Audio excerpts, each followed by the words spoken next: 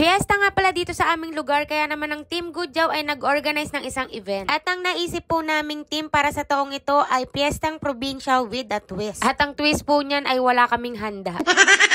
Usually po kasi sa probinsya ay pinaghahandaan po talaga nila ang piyesta. Pero po dito sa amin ay pulutan lang, sapat na. Di bali nang walang pagkain, ang mahalaga may pulutan at alak. Huy!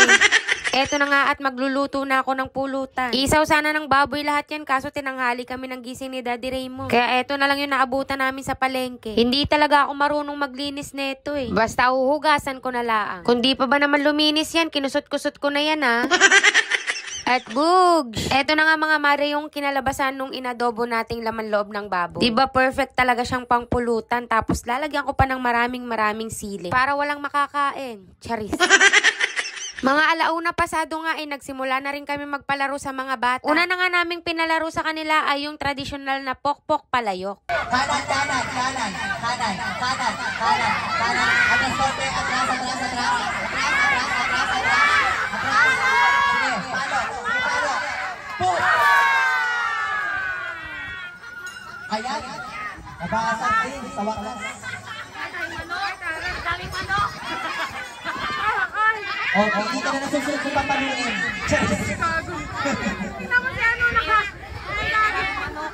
Ang daming manok. Oh, sa 2, 3, go! Oh, paramihan. Harap dito.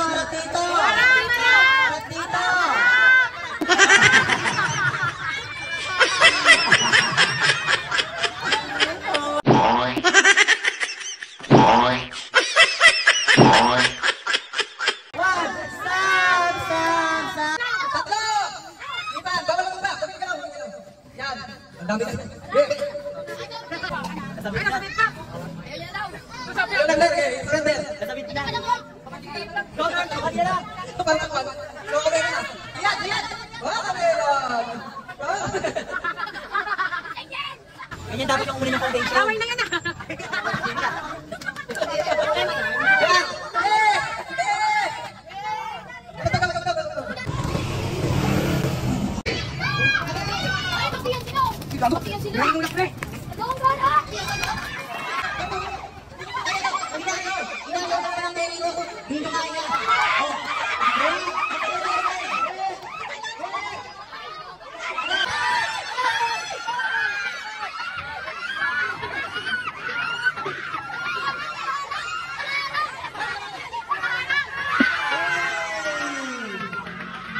Dumating na nga pala nito yung sound system na inarkila namin at sineset up na rin siya para sa sayawan mamayang gabi. Yes po mga mare, sayawan. Naisip po kasi namin ng Team Gudyaw na since matagal na pong hindi nakakauwi sa probinsya yung mga kapitbahay namin, for sure napakatagal na po ng panahon na na-experience nila yung ganitong sayawan sa kanilang probinsya. At since mahiling naman talaga sa sayawan ng mga taga Bernabe Compound, paniguradong mag-e-enjoy sila dito. Sumapit na nga ang gabi at nagsimula na ang sayawan. Nung time na yan, wala pang sumasayaw sa dance floor kasi wala pang nalalasing. So meaning, pag may sumayaw na dyan sa dance floor, lasing na yon. Charis.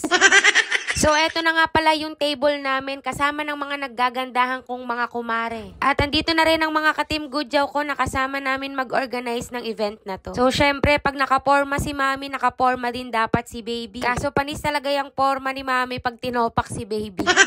Sabi ko sa kanya, mag-hi siya sa camera eh. Kita nyo, ngumiti nga, pilit pa. Gusto ko nga sanang picturean yung OOTD niya, kaso. Antik mo lang!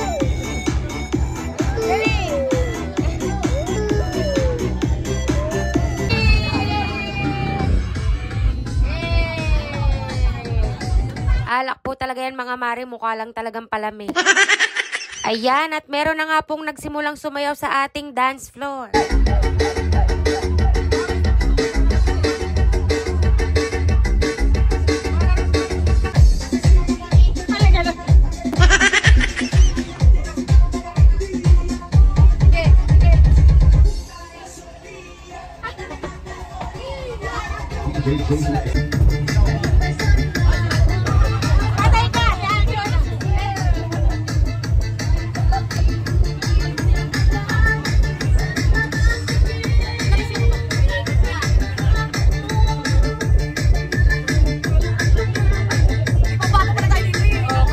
Syempre, para ma-entertain din ng bonggang-bongga ang mga madlang people, meron din tayong pa-intermission number.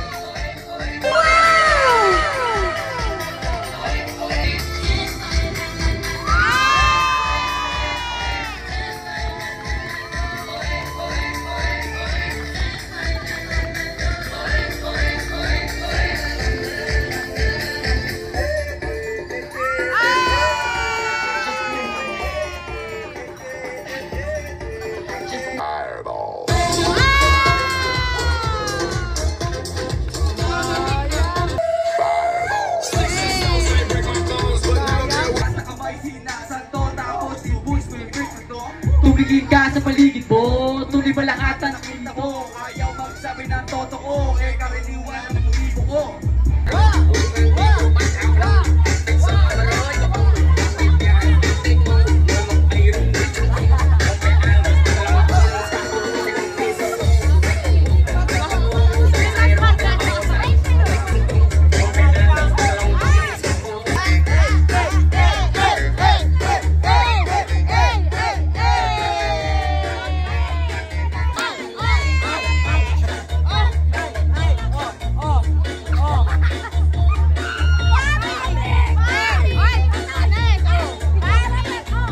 Salamat naman at nasa mood na rin ang bata.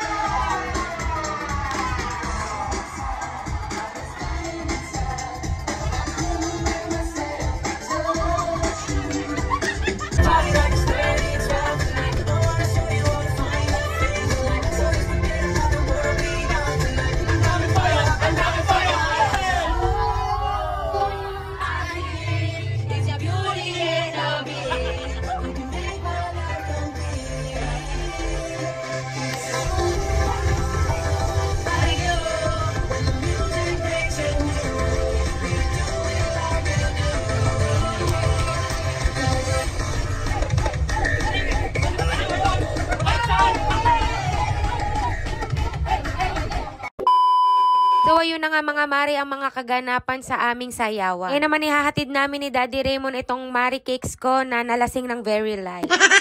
Gusto ko nga po palang magpasalamat sa lahat ng taga Bernabe Compound na nakipag-cooperate dito sa ating fiesta ngayong taon. Wala man tayong handa pero at least nalasing tayong lahat. Charis.